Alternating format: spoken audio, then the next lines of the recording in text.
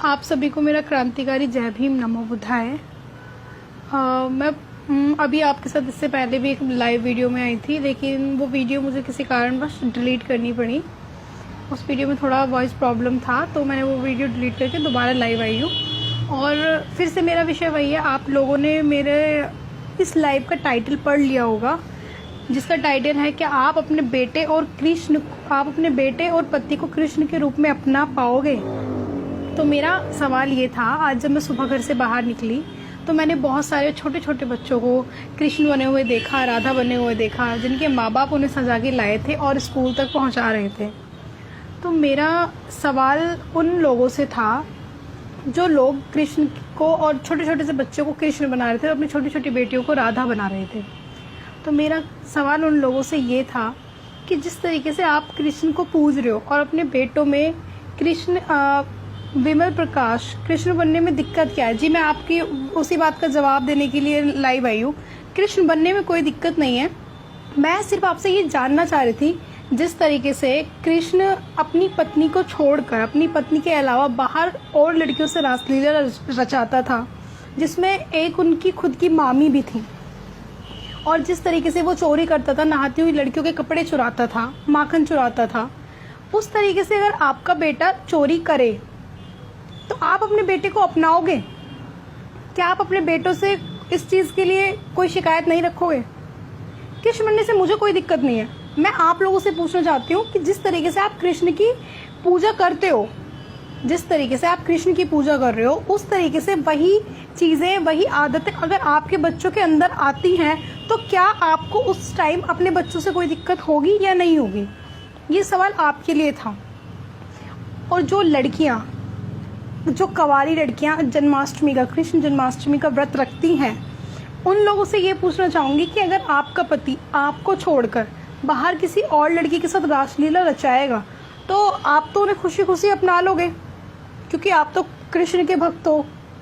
आप कृष्ण के भक्त हो। कृष्ण के लिए जन्माष्टमी का व्रत इसलिए रखती हैं कुंवारी लड़कियां, ताकि उन्हें कृष्ण जैसा पति मिले। और जब आपको कृष्ण जैसा पति मिलता है तो आपको तब भी संतुष्टि नहीं होती है। तब आप फिर अदालत का दरवाजे जाकर खटखटाते हैं। तब आपको अदालत क्यों याद आती है? आप ही ने तो जन्माष्टमी का व्रत रख के कृष्ण जैसे पति की मनोकामना की थी, तो आपको कृष्ण जैसा आज पति मिला है, वो आपको छोड़ के बाहर रासलीला रचा रहा है, तो उससे आपको कोई आपत्ति नहीं होनी चाहिए, क्योंकि आप कृष्ण भक्त हो और आपने कृष्ण जन्माष्टमी का व्रत इसीलिए रखा था ताकि आपको पति ऐसा मिले कृष्ण जैसा।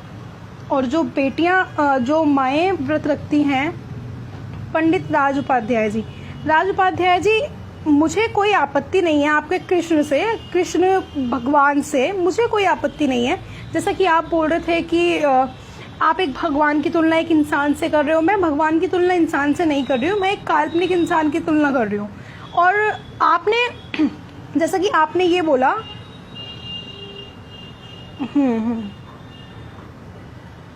हाँ, मैं आप ही की बात का जवाब दे रही हूँ पंडित राज उपाध्याय जी।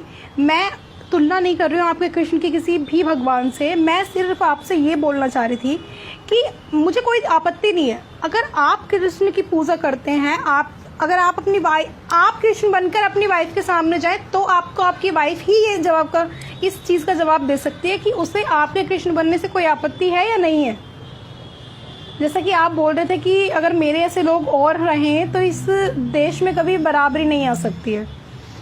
इस तरीके से बराबरी चाहिए भी नहीं। हमें इस देश से ये जो मनुवादी व्यवस्था है, ये चीज़ उखाड़ के बाहर फेंकनी है। और मैं आपकी किसी चीज़ के खिलाफ नहीं हूँ। जो सच्चाई है, मैं सिर्फ वो सच्चाई आपको बता रही हूँ। जो सच्चाई है, मैं आपके सामने वो सच्चाई रख रही हूँ। हाँ, आप सर्व समाज को लेकर चलते हो पंडित जी, राज उपाध्याय जी, मैं आपकी बात से बिल्कुल सहमत हूँ। मैं आपके किसी भगवान से खफा नहीं हूँ, मैं सिर्फ उनकी सच्चाई आपके सामने रख रही हूँ।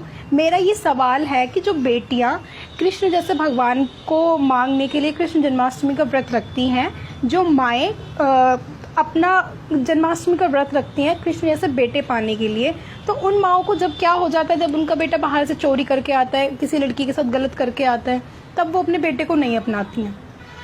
अगर वही लड़की जो अपने पति की कृष्ण ऐसा पति मांगने के लिए जन्माष्टमी का व्रत रखती हैं, अगर कल को उनका पति कृष्ण बन के उनके सामने आता है और उसे अपने पति की रासलीला के बारे में कहीं से भनक भी लग जाती है, तो फिर वो काली का रूप धारण कर लेती है।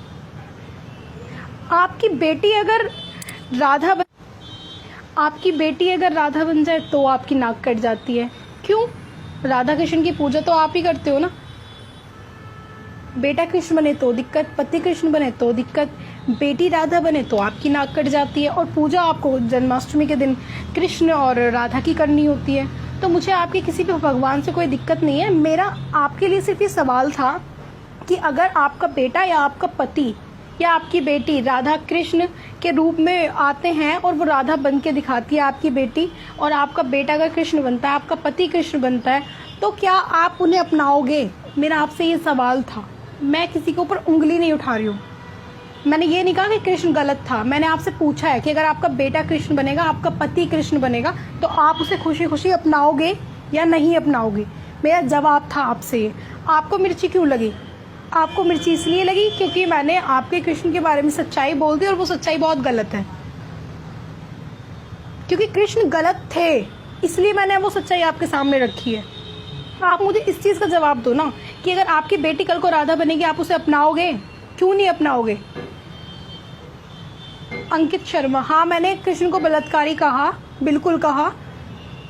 हाँ, क्योंकि आप अगर इतिहास उठा के देखेंगे कृष्ण का, तो आपको पता चल जाएगा कि वो कितनी लड़कियों की इज्जत करने वाला था। जिसने अपनी खुद की मामी को नहीं छोड़ा, वो और लड़कियों की क्या इज्जत करेगा?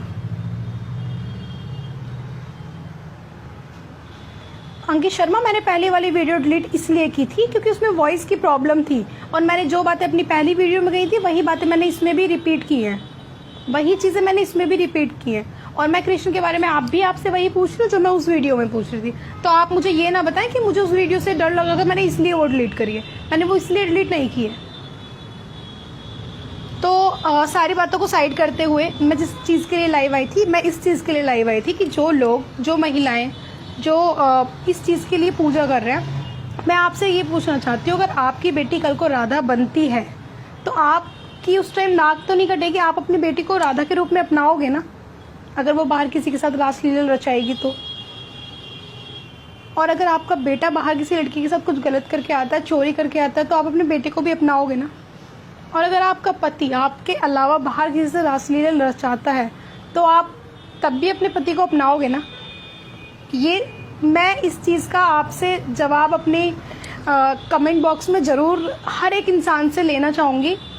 और मोनिका सच बोलती है, जिन लोगों को मिर्ची लगती है सो लगे। तो मेरी बात का जवाब ज़रूर दें, और मैं आपसे इन सब चीज़ों की जवाब ज़रूर चाहती हूँ, और मैं चाहती हूँ कि आप सब मुझे अपनी अपनी राय ज़रूर दें। इसी के साथ साथ मैं अपनी वाणी को यहीं विराम देती हूँ, और आप लोगों के साथ जुड़कर बहुत अच्छा लगा। क्रांतिकारी जय भीम, नमो बुद्धाय।